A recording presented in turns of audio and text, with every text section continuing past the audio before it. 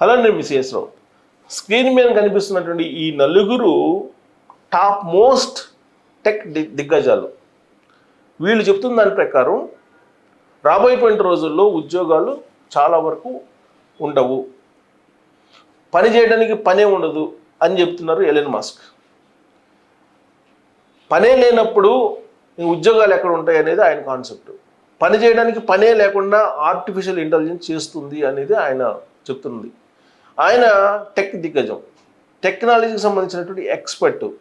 Space X ద్వారా ఆయన అనేక ప్రయోగాలు చేశారు, సక్సెస్ కూడా అయ్యారు.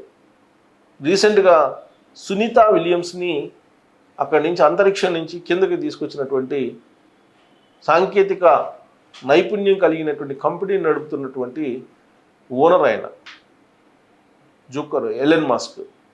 ఇక జూకర్బర్గ్ ఏం చెప్తున్నాడంటే రాబోయేటువంటి 18 నెలల్లో దాదాపుగా అంతా ఆర్టిఫిషియల్ ఇంటెలిజెన్స్ రిలేటెడ్ ఉంటుంది. రాబోయేటువంటి 18 నెలల్లో 60% మంది ఉద్యోగులు రోడ్డును పడేటువంటి అవకాశం ఉందని చెప్పి చెప్తూ ఉన్నారు. ఇక మైక్రోసాఫ్ట్ సంబంధించినటువంటి ఓనర్ ఏం చెప్తున్నాడు, సత్యనాదెండ్ల, ఆయన ఏం చెప్తున్నాడు, దాదాపుగా 40% వరకు ఉద్యోగాలు పోయే అవకాశం ఉంది, ఆర్టిఫిషియల్ ఇంటెలిజెన్స్ వచ్చేస్తుంది అని అంటున్నారు. ఇక గూగుల్కి సంబంధించి సుందర్ పిచ్చై ఆయన ఏం చెప్తున్నాడు, ఆయనైతే చాలా క్లియర్గా అసలు ఇప్పటి నుంచే అసలు మొత్తం ఆర్టిఫిషియల్ ఇంటెలిజెన్స్తో నడుపుతున్నారు, కోడింగ్ కూడా రాయాల్సిన అవసరం లేదు, కోడింగ్ కూడా ఆర్టిఫిషియల్ ఇంటెలిజెన్స్ ద్వారానే చేపిస్తున్నారు. కాబట్టి నిపుణులు ఎవరైతే ఉన్నారో టాలెంట్ పీపుల్, వాళ్ళు లిమిటెడ్ పీపుల్ అయితే చాలు, ఆర్టిఫిషియల్ ఇంటెలిజెన్స్ ద్వారా తయారు చేసినటువంటి కోడింగ్ కరెక్ట్గా ఉందా లేదని చెక్ చేయడానికి మాత్రమే సరిపోతారు, అంతకు మించి ఎంప్లాయీస్ అవసరం లేదని ఆయన చెప్తున్నారు. ఇక ఎలన్ మస్క్ ఒక కొత్త వరవడిని సృష్టించారు ప్రపంచంలో. ఏంటంటే అమెరికా అధ్యక్షుడిగా ట్రంప్ బాధ్యతలు స్వీకరించిన తర్వాత డోజ్ అనే దానికి ఆయన ఇన్ఛార్జ్గా ఉన్నారు. ఏంటి డోజ్ అంటే డిపార్ట్మెంట్ ఆఫ్ గవర్నమెంట్ ఎఫిషియన్సీ. ప్రభుత్వ ఉద్యోగులు ఎవరైతే ఉన్నారో ఆయా డిపార్ట్మెంట్స్లో వాళ్ళు సామర్థ్యం మేరకు పనిచేయకపోతే వాళ్ళని తీసివేయటం, ఈ కార్యక్రమానికి శ్రీకారం చుట్టాడు ఎలన్ మస్క్. అమెరికా అధ్యక్షుడిగా ట్రంప్ బాధ్యతలు స్వీకరించిన తర్వాత కొన్ని లక్షల మందిని తీసేసారు, దాదాపు 2 లక్షల మంది వరకు తీసేసారని అనేది తెలుస్తూ ఉంది. తాజాగా ఐక్యరాజ్య సమితిలో 7,000 మంది ఉద్యోగుల్ని తొలగించడానికి సిద్ధమయ్యాడు ఆయన. ఆల్రెడీ ఆయన ఇప్పుడు ఆ డోజ్కి రాజీనామా చేశాడు. కానీ ఐక్యరాజ్య సమితిలో పనిచేస్తున్నటువంటి 7,000 మంది ఉద్యోగాలు వదులుకునేటువంటి పరిస్థితి. కారణం ఏంటంటే ఐక్యరాజ్య సమితి నిర్వహణకే నిధులు లేనటువంటి పరిస్థితి ఇప్పుడు నెలకొంది. దానికి కారణం ఏంటంటే అమెరికా అధ్యక్షుడిగా ట్రంప్ బాధ్యతలు స్వీకరించిన తర్వాత ఐక్యరాజ్య సమితికి ఆయన డబ్బులు ఇవ్వట్లేదు. ఎందుకంటే కీలకమైన దేశం ఐక్యరాజ్య సమితిలో అమెరికా ఫండింగ్ ఇవ్వట్లా. అలాగే WHO అంటే వరల్డ్ హెల్త్ ఆర్గనైజేషన్, దానికి కూడా ఫండ్ ఇవ్వట్లా. WTO వరల్డ్ ట్రేడ్ ఆర్గనైజేషన్, అది దానికి ఇవ్వట్లా. WTO కానీ WHO కానీ లేదా ఐక్యరాజ్య సమితి UNO ఐక్యరాజ్య సమితికి కానీ వీటికి ఏటికి కూడా ఎయిడ్ ఇవ్వడానికి అమెరికా ప్రభుత్వం సిద్ధంగా లేదు. ఆ విషయాన్ని ట్రంప్ చెప్పేశాడు. అసలు ఎందుకు ఇవ్వాలి, సహాయం ఎందుకు చేయాలి, వీళ్ళు ఇతర దేశాలకి ఎందుకు సహాయం చేయాలి, ఇతర దేశాలకు ఫండింగ్ ఎందుకు పంపించాలి, అక్కడ అనారోగ్యంగా ఉండేటువంటి వాళ్ళకి అమెరికా ఎందుకు సహాయం చేయాలి, ఇలాంటి ప్రశ్నలు ట్రంప్ అనేక సందర్భాల్లో వేశారు. దాంతో ఇప్పుడు ఆర్థికంగా కుంగిపోయినటువంటి ఐక్యరాజ్య సమితి 7,000 మంది ఉద్యోగులను తొలగించడానికి సిద్ధమైంది. అసలు ఎలన్ మస్క్ కాన్సెప్టే అది. అమెరికా అధ్యక్షుడు ట్రంప్ అయిన తర్వాత ఎలన్ మస్క్కి ఆ బాధ్యతను అప్పచెప్పారు. ట్రంప్ ఎన్నికల ప్రచారంలో ముందే చెప్పారు, ఉద్యోగులు తీసేస్తున్న ప్రభుత్వ ఉద్యోగుల్ని, వాళ్ళు వైట్ హెల్మెట్లాగా మారారు, వాళ్ళు ప్రభుత్వానికి భారంగా మారారు, వాళ్ళు సామర్థ్యం మేరకు పనిచేయట్లేదు అనేటువంటి విషయాన్ని ట్రంప్ ఎన్నికల ముందే చెప్పారు. ఎలన్ మస్క్ దాన్ని చేసి చూపించారు. దాదాపు 2 లక్షల మందికి పైగా ఉద్యోగుల్ని తొలగించారు అక్కడ ఫెడరల్ ప్రభుత్వంలో. ఎందుకు తొలగించారు, అమెరికా లాంటి ప్రభుత్వమే భరాయించలేక ఈ ఉద్యోగుల్ని, ప్రభుత్వ ఉద్యోగులు, వాళ్ళకి జీతపత్యాలు, డిఏలు, టీఏలు, రకరకాల బెనిఫిట్స్, ఇవన్నిటిని భరాయించలేక వాళ్ళు తీసి పక్కన పెట్టారు. మరి అమెరికా లాంటి అగ్రరాజ్యమే పక్కన పెడితే మిగిలినటువంటి దేశాలు ఎందుకు అమలు చేయట్లేదు, అమలు చేయాలి కదా. ఎలన్ మస్క్ అమలు చేసినటువంటి దాన్ని ప్రైవేట్ కంపెనీలు, ఐటీ కంపెనీలు పోటీపడి అమలు చేస్తూ ఉన్నాయి. గత కొన్ని నెలలుగా మనం తీసుకుంటే గూగుల్లో తీసేశారు, తర్వాత ఐబిఎంలో తీసేశారు, రీసెంట్గా 8,000 మందిని తీసేశారు. మైక్రోసాఫ్ట్లో రీసెంట్గా 7,000 మందిని తీసేశారు. అలాగే ఇక్కడ ఉండేటువంటి లోకల్గా ఉండేటువంటి కంపెనీ ఇన్ఫోసిస్, అది కూడా మల్టీనేషనల్ కంపెనీ ఇన్ఫోసిస్ అయితే తీసేసిన కార్యక్రమంలోనే ఉంది.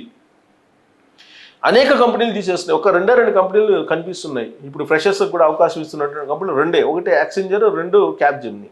ఈ 2 తప్ప ఏవి కూడా ఫ్రెషర్స్కి అవకాశం ఇవ్వట్లా. ఈ 2 కంపెనీలే ఇస్తున్నాయి. మిగతా కంపెనీలు అన్నిటి కూడా టీసీఎస్తో సహా, మైక్రోసాఫ్ట్ కానీ, టీసీఎస్ కానీ, ఇన్ఫోసిస్ కానీ, ఐబిఎం కానీ, టాప్ మోస్ట్ గూగుల్ కానీ, అమెజాన్ కానీ, ఫేస్బుక్ కానీ, ఇవన్నీ కూడా వరుసగా ఎంప్లాయీస్ని తీసేసుకుంటూ వస్తున్నారు. కారణం ఏంటంటే ఎలన్ మస్కే తీసేశారు ఆయన కంపెనీలో, ఎక్స్లో, ట్విట్టర్లో. మనం తీసేయడానికి ఏముంది అనేటువంటి యాంగిల్లో అందరూ తీసేసుకుంటూ వస్తున్నారు, స్క్రూటినీ చేసుకుంటూ వస్తున్నారు.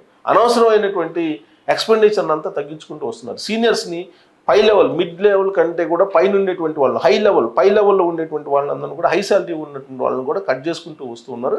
ఇప్పుడు తాజాగా ఫ్రెషర్స్కి అసలు ఓపెనింగ్సే లేకుండా చేశారు. అసలు ఫ్రెషర్స్కి ఓపెనింగ్సే లేవని చెప్పి నిన్న వచ్చినటువంటి తాజా సర్వే, ఆ సర్వే ప్రకారం ఏ కంపెనీ కూడా ఇవాళ ఫ్రెషర్స్కి అవకాశం ఇచ్చేటువంటి సిచ్యువేషన్ లేదు.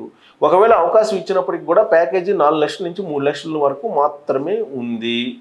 అది కూడా దానికి ట్రైనింగ్ ఇస్తున్నారు. ఆ ట్రైనింగ్లో వాళ్ళు ఎలిజిబుల్ అయితేనే కంటిన్యూ అవుతారు, లేదంటే వాళ్ళకి ఆఫర్ లెటర్ ఇచ్చినప్పటికి కూడా ఉద్యోగాలు ఉండవు అని చెప్పి చెప్తుంది నిన్న వచ్చినటువంటి తాజా సర్వే. ఇదేదో నేను చెప్పడం కాదు, తాజా సర్వేనే చెప్తుంది. సర్వే ప్రకారం ఈ ఏడాది కానీ లాస్ట్ ఇయర్ కానీ ఎక్కడ కూడా ఫ్రెషర్స్కి అపాయింట్మెంట్స్ లేవు, ఎక్కడ కూడా క్యాంపస్ ఇంటర్వ్యూ లేవు, ఎక్కడ ఉద్యోగాలు లేవు. తెలుగు రాష్ట్రాల్లో ప్రతి ఏడాది దాదాపుగా 3.5 నుంచి 4 లక్షల వరకు ఇంజనీర్స్ బయటకు వస్తున్నారు. అది కూడా సాఫ్ట్వేర్ చదివినటువంటి వాళ్ళు ఎక్కువ ఉన్నారు, ఐటీ చేసినటువంటి వాళ్ళు చాలామంది ఉన్నారు. వాళ్ళకి ఎవరికి కూడా ఉద్యోగాలు లేనటువంటి పరిస్థితి. దానికి కారణం ఏంటంటే ఆర్టిఫిషియల్ ఇంటెలిజెన్స్ వచ్చేసింది. ఈ ఆర్టిఫిషియల్ ఇంటెలిజెన్స్ ఇప్పుడున్నటువంటి ఐటీ రంగాన్ని ఎటువైపు కన్వర్ట్ చేస్తుందో కూడా అంచనా వేయలేనటువంటి సిచ్యువేషన్లో ఉన్నారు. కాకపోతే వాళ్ళకు ఉన్నటువంటి నాలెడ్జ్ ప్రకారం వాళ్ళు చెప్పేది ఏంటంటే జోకర్బర్గ్ కానీ, లేదంటే సత్య నాదెల్ల కానీ, సుందర్ పిచ్చై కానీ, ఎలన్ మస్క్ కానీ, వీళ్ళు చెప్పేది ఏంటంటే రాబోయేటువంటి రోజుల్లో 40 నుంచి 60% మంది ఉద్యోగాలు కోల్పోయేటువంటి అవకాశం ఉంది అని మాత్రమే చెప్తున్నారు. దీని పరిణామం ఇంకా తీవ్రంగా ఉండేటువంటి అవకాశం ఉందని కూడా హింట్స్ ఇస్తున్నారు. సో ఇలాంటి పరిస్థితుల్లో డోజ్ అనేదాన్ని ప్రభుత్వ డిపార్ట్మెంట్లో కూడా అమలు చేశాడు ఎలన్ మస్క్. మరి భారతదేశంలో కూడా ప్రభుత్వ డిపార్ట్మెంట్స్లో ఇప్పుడు సాఫ్ట్వేర్ కంపెనీల్లో ఏ విధంగా అయితే తొలగిస్తున్నారో ఎంప్లాయీస్ని, అదే తరహాలో ప్రభుత్వ విభాగాల్లో కూడా ఎందుకు తొలగించకూడదు? ఎందుకంటే బడ్జెట్లో 90% జీతభత్యాలకి, పింఛన్లకి వెళ్తున్నటువంటి క్రమంలో, పెన్షన్లకి మరి వాళ్ళని ఎందుకు బరాయించాలి? 97% మంది ప్రజలు ఉంటే వాళ్ళ కోసం కాకుండా 3% ఉన్నటువంటి ఎంప్లాయీస్ కోసం ప్రభుత్వాలు ఎందుకు పనిచేయాలనేది ఎలన్ మస్క్ ప్రశ్నిస్తూ ఉన్నారు. ట్రంప్ కూడా అదే ప్రశ్నించారు. అందుకే డోజును పెట్టి మొత్తాన్ని తీసేశారు. సామర్థ్యం మేరకు పనిచేయలేనటువంటి వాళ్ళందరినీ కూడా లేపేశారు. మరి భారత ప్రభుత్వం కూడా అమెరికాని ఆదర్శంగా తీసుకొని ఇక్కడ డోజ్ లాంటి దాన్ని ఏర్పాటు చేసి ఎంప్లాయీస్ సామర్థ్యం మేరకు ఎవరైతే పనిచేయరో వాళ్ళని తొలగించాలి. తొలగించకపోతే అటు కేంద్ర ప్రభుత్వంలో కానీ, ఇటు రాష్ట్ర ప్రభుత్వాలకు కానీ ఒక పెద్ద భారంగా ఎంప్లాయీస్ మారే అవకాశం ఉంది. ఐటీ కంపెనీల్లో ఏ విధంగా అయితే ఉద్యోగులు తొలగించుకుంటూ వస్తున్నారో అదే తరహాలో ప్రభుత్వ విభాగాల్లో కూడా తొలగించాలి. లేదంటే ఐటీ కంపెనీలో కూడా తొలగించకుండా ఉండేలాగా ప్రభుత్వాలు యాక్ట్ చేయాలి. ఎందుకంటే ఎంఓఏలు కుదుర్చుకున్నారు కాబట్టి ప్రైవేట్ కంపెనీలతో. ఆ ఎంఓఏల ప్రకారం ఎవరు ఉద్యోగాలు తీసేయడానికి లేదు. ప్రైవేట్ కంపెనీల్లో ఉద్యోగాలు తీసేయకుండానన్నా అడ్డుకోవాలి ప్రభుత్వాలు. లేదా ప్రభుత్వ ఉద్యోగులు ఎవరైతే ఉన్నారో వాళ్ళు సామర్థ్యం మేరకు పనిచేయనటువంటి వాళ్ళు, ఎక్స్ట్రా ఉన్నటువంటి వాళ్ళందరినీ తీసేసేయాలి. అప్పుడు తప్ప ఈ ప్రభుత్వాలు లేదంటే ఈ సమాజం సరైనటువంటి మార్గంలో నడిచే అవకాశం లేదు. మరి డోజ్ని విజయవంతంగా నడిపించినటువంటి ఎలన్ మస్క్ని ఆదర్శంగా భారత ప్రభుత్వం తెలుగు రాష్ట్రాలు తీసుకోవాలా లేదా అనే దాని మీద మీరు కామెంట్ చేయొచ్చు. Thank you.